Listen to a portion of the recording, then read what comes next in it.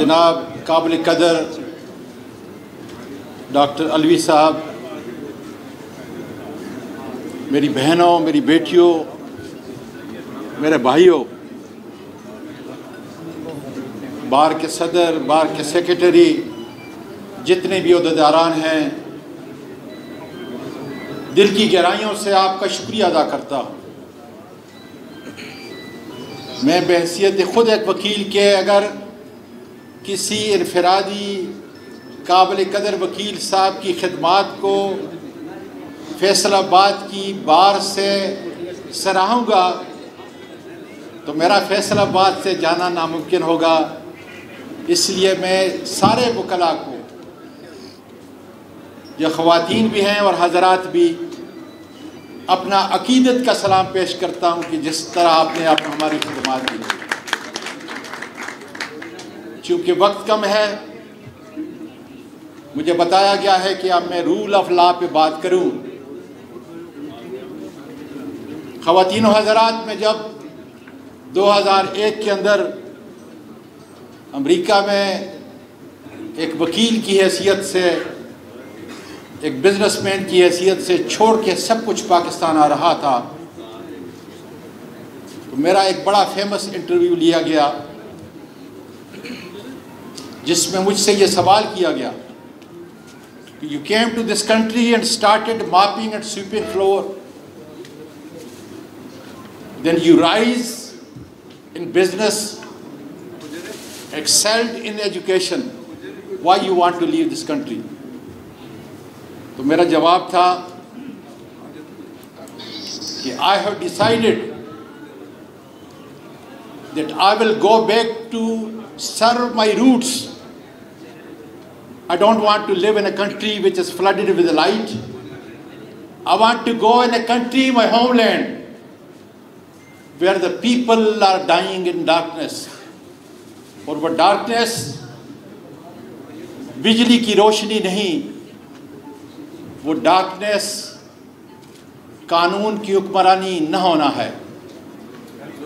आप Islamic jurisprudence को पढ़ें तो उसकी बुनियाद सबसे पहले ला इलाहा इल्लल्लाह मुहम्मदुर रसूलुल्लाह पे रखी गई है, जो ये कह रही है कि मैं इंसानों को इंसानों की गुलामी से आज़ाद करता हूँ। और जिसका ये अकीदा है उसकी शुआएं आपने रियासत मदीना में उन सहाबा की पैरवी, उन सहाबा की लीडर की हैसियत से दुनिया में नबी करीम सल्लल्लाहु अलैहि वसल्लम ने जो पैगाम पहुंचा दिया वो ख़त्मी और अब्दी है, हमेशा रहने वाला है। आज मेरा और आपका लीडर इमरान खान, जो हर पाकिस्तानी के दिल की धड़कन बन चुका है, इसी रूल ऑफ लॉ के लिए जेल की सलाहों के पीछे अपनी अहलिया के साथ मेरे और बहुत सारे दोस्त, मेरी बेटियां, मेरी बहनें, मेरी पोतियां, मेरी नवासियां, जो जेलों की सलाहों के पीछे हैं, जो जेलों की सलाहों के पीछे थीं, उन्होंने तशद्दुद को बर्दाश्त किया। आज वकला से, अदालतों से मेरी गुजारिश है कि जब तक कानून की हुक्मरानी नहीं होगी ये मुल्क कभी आगे नहीं चल सकता। मैं मुल्क के उन ताकतवरों को कहना चाहता हूँ जिनको बंदूक आपने और मैंने दी ताकि वो मेरी हिफाजत करें, लेकिन मेरे घर की, आपके घरों की दरो दीवार को फलांगते हुए गैर कानूनी तौर पर वो आए, हम पर तशद्दुद किया, जुल्म किया, इस्तिबदाद किया। ये वो तरीका नहीं, ये रूल ऑफ लॉ की खिलाफ वर्जी है। रूल ऑफ लॉ की धज्जियां आपने बखेर दी। कहाँ इस मुल्क को लेके जा रहे हो? हमने तो तुम्हें अपने मुहाफ़िज़ बनाया था। हमने तो ये कहा था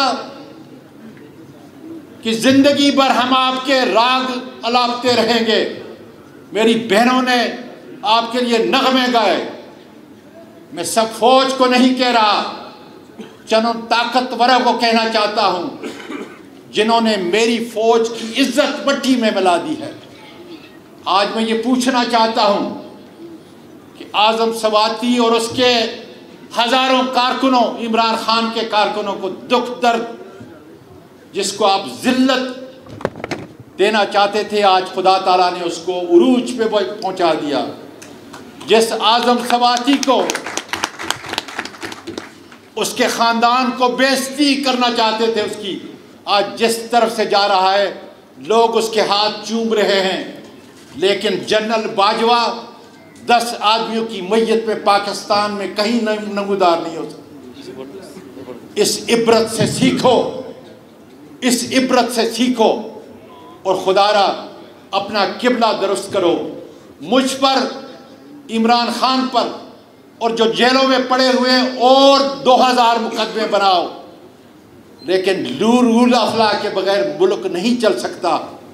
इसलिए हम बार बार कह रहे हैं, और तुम्हारे और मेरे नबी करीम सल्लल्लाहु अलैहि वसल्लम ने 1400 साल पहले कह दिया कि तुमसे पहले कौमें इसलिए तबाह हुई कि जब कोई बड़ा जुर्म करता था माफ़ कर दिया जाता था, और जब कोई छोटा माशरे के अंदर जुर्म करता था उसको सज़ा मिलती थी। आज भी हम कहते हैं, बड़े बड़े लोगों, तुम मुजरम हो कौम और मुल्क के, कानून और इंसाफ के अदालतों के। तुमने पूरे मुल्क के हर इदारे को ख़त्म किया है। तुमने मेरी पुलिस को ख़त्म किया, तुमने FIA को ख़त्म किया, तुमने इलेक्शन कमीशन को ख़त्म किया, तुमने नेब को ख़त्म किया। और आज देख ले, अगर वाकई तुमने अपना नक्शा देखना है तो जाकर देखिए, तुम्हारी जेली पार्लियामेंट जो फार्म 47 के तफैल तुमने बनाई है, लेकिन कौम और मुल्क की बच्चियां और बेटियां तस्लीम नहीं कर रही। आज तुमने इन इदालतों को तबाह करके रख दिया है। जिस मुल्क के अंदर तुम वीडियो कैमरे जजों की ख्वाब गांव के अंदर लगाओ, वकला की तजलील करो, सियासतदानों को पकड़ो, मेरी बेटियों को, उनके सरों को नंगा करो। मैं नहीं समझता, तुम तो हमारे भाई हो, तुम तो हमारे बेटे हो। और यकीन करें, 13 अगस्त को जब मेरे घर में सबसे पहले आने वाले मुंह बांधे हुए उस वहशी दरिंदे ने पहला मुझ पे वार किया, तो मैंने पीछे मुड़ के देखा। मैंने कहा, तुम जानते नहीं हो, लेकिन उसने मेरी पहचान कुछ इस तरह से कर दी कि ये वो पाकिस्तान नहीं है, ये कायद आज़म का पाकिस्तान नहीं है, ये इमरान खान का पाकिस्तान नहीं है। लेकिन मैं तुम्हें बता दूं, 76 साल की इस उम्र के अंदर भी जनाब डॉक्टर अलवी साहब गवाह रहने इस बात का कि इंशाअल्लाह ताला तुम्हारे तशद्दुद और जुल्म से तुम्हारे खिलाफ पूरी पाकिस्तान के हर घर से बददुआएं जो निकल रही हैं, मेरी बेटियां, मेरी बहनें जो बददुआएं दे रही हैं, मेरे जो बुजुर्ग बददुआएं दे रहे हैं, ये पाकिस्तान में नाम कमाने के लिए नहीं। इसलिए रविश से बाज आ जाओ, जिद से दूर हो जाओ, इंतकाम से दूर हो जाओ। हम आपको सीने से लगाकर अपने होने वाले तशद्दुद जुल्म को माफ़ करते हैं, सिर्फ एक शर्त पे कि कानून के ताबे और केस बनाओ। लेकिन कानून के ताबे अगर चलाओगे तो मेरा और आपका मुल्क, जिसने आपके सीनों पे तमगे लगाए हैं, फख्र करेगा, आपको और इज्जत की निगाह से देखेगा। इसलिए इस रविश को हमने चेंज करना है। आओ हम आगे बढ़ते हैं, आपके दरवाज़ों पे दस्तक देते हैं कि आज इमरान खान को सज़ा देने से मुल्क की मईशत और माशरत ठीक नहीं हो सकती, रूल ऑफ लॉ ठीक नहीं हो सकता। इसलिए ज़रूरी है कि हम मिलकर इस मुल्क के आने वाली नस्लों की, इनकी तरक्की के लिए सोचें। और जो हल्फ पाकिस्तान के आईन ने जिस पाकिस्तान के आईन पे आपने हल्फ लिया है कि हम इसकी आबियारी करेंगे, हम सारे सियासतदान, सारे वकला, सारे जजेस, सारे फौजी जर्नल एक ही पाकिस्तान की तरक्की और खुशहाली के लिए, इसकी इज़्ज़त और नामूस के लिए अपनी खिदमात को यकजा करें, ताकि मेरा और आपका पाकिस्तान, कायद आज़म का पाकिस्तान, इमरान खान का पाकिस्तान, इन वकला का बेटियों और बेटों का पाकिस्तान आगे बढ़ सके। पाकिस्तान पाइंदाबाद।